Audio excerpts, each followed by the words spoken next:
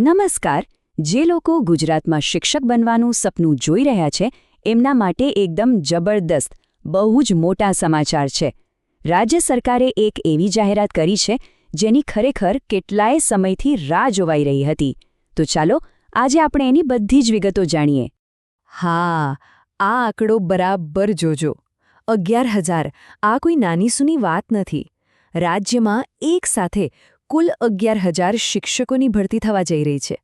કહી શકાય કે ગુજરાતના શિક્ષણ ક્ષેત્ર માટે આ એક બહુ મોટી, કદાચ ઐતિહાસિક તક છે. સારું, તો હવે સવાલ એ થાય કે આ 11,000 જગ્યાઓ છે કયા પદ માટે? તો આ જગ્યાઓ છે વિદ્યા સહાયક માટે. વિદ્યા સહાયક એટલે કે આપણી પ્રાથમિક શાળાઓના શિક્ષકો. ચાલો આ ભરતી વિશે થોડું વધુ ઊંડાણમાં સમજીએ. એક વાત આપણે પહેલાં જ સ્પષ્ટ કરી લઈએ. આ કોઈ અફવા નથી કે ક્યાંયથી સાંભળેલી વાત નથી. આ રાજ્ય સરકાર તરફથી આવેલી એકદમ ઓફિશિયલ એટલે કે સત્તાવાર જાહેરાત છે. અને જુઓ, એનો પુરાવો પણ છે. જુઓ, આ જે પરિપત્ર છે એ ગુજરાત રાજ્ય પ્રાથમિક શિક્ષણ પસંદગી સમિતિએ બહાર પાડ્યો છે. આ જ એ સત્તાવાર દસ્તાવેજ છે જેના આધારે આખી ભરતી પ્રક્રિયા થવાની છે. એટલે આની વિશ્વસનીયતા પર કોઈ શંકા જ નથી. તો ચાલો હવે સૌથી અગત્યના સવાલ પર આવીએ કે ભાઈ આ 11,000 જગ્યાઓ છે, પણ એનું વિભાજન કઈ રીતે થયું છે? મતલબ કે કયા ધોરણ માટે કેટલી જગ્યાઓ ફાળવવામાં આવી છે? ચાલો એને આપણે વિગતવાર સમજીએ. તો જુઓ, આ ભરતીને મુખ્યત્વે 2 ભાગમાં વહેંચવામાં આવી છે. પહેલો ભાગ છે ધોરણ 1 થી 5 માટે, જેમાં સૌથી વધારે એટલે કે 7,726 જગ્યાઓ છે. અને બીજો ભાગ છે ધોરણ 6 થી 8 માટે, જેમાં 3,274 જગ્યાઓ ભરવામાં આવશે.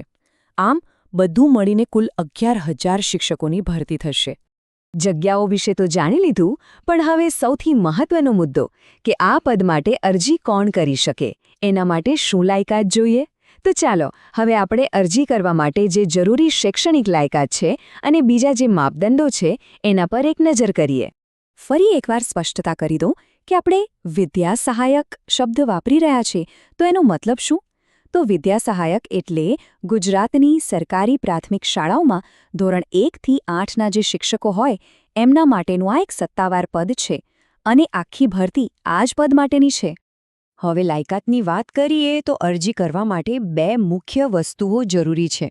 પહેલું તો પ્રાથમિક શિક્ષણમાં ડિપ્લોમા કરેલો હોવો જોઈએ, જેને આપણે DLED કહીએ છીએ.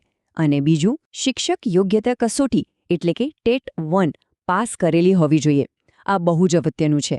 જે ઉમેદવારો પાસે આ બંને લાયકાત હોય એ જ આમાં અરજી કરી શકશે. ઓકે, તો લાયકાતની વાત થઈ ગઈ. હવે અરજી કરવાની જે આખી પ્રોસેસ છે એના પર આવીએ.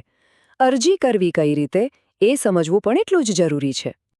એક વાત ખાસ મગજમાં બેસાડી દેજો. અરજી ફક્ત ને ફક્ત ઓનલાઈન જ કરવાની છે. અને એ પણ ક્યાં? માત્ર સત્તાવાર પોર્ટલ dptgujarat.in પર. આ સિવાય બીજી કોઈ પણ વેબસાઇટ પર ભૂલથી પણ ભરોસો ના કરતા. અરજી કરવાની પ્રોસેસ એકદમ સિમ્પલ છે. સૌથી પહેલાં સત્તાવાર વેબસાઇટ પર જવાનું. ત્યાં જે ઓનલાઈન ફોર્મ ખુલે એમાં બધી જ વિગતો એકદમ ધ્યાનથી ચોકસાઈપૂર્વક ભરવાની. અને હા, સૌથી અગત્યનું, છેલ્લી તારીખની રાહ જોયા વગર સમયસર એને સબમિટ કરી દેવાનું. સારું, હવે જે વાત કરવા જઈ રહ્યો છું એ અત્યંત મહત્વપૂર્ણ છે. તારીખો. અરજી કરવા માટેનો સમયગાળો બહુ જ ટૂંકો છે, એટલે દરેક ઉમેદવારે આ તારીખોનું ખાસ ધ્યાન રાખવું પડશે. એક પણ દિવસ ચૂકાય એવું નથી.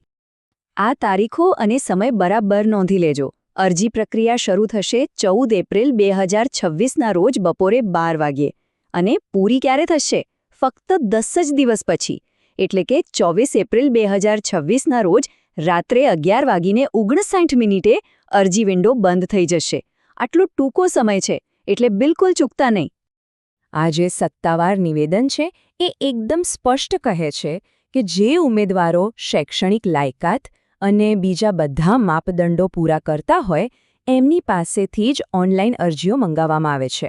આનાથી આખી પ્રક્રિયાની ગંભીરતા અને પારદર્શિતાનો ખ્યાલ આવે છે. ટૂંકમાં ગુજરાતના જે ભાવિ શિક્ષકો છે એમના માટે આ એક સુવર્ણ તક છે.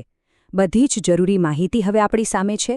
હવે સવાલ એટલો જ છે કે શું આ તકનો લાભ ઉઠાવીને હજારો વિદ્યાર્થીઓનું ભવિષ્ય ઘડવા માટેની તૈયારી છે? કારણ કે આ એક નિર્ણય કારકિર્દીને એક નવી જ દિશા આપી શકે છે.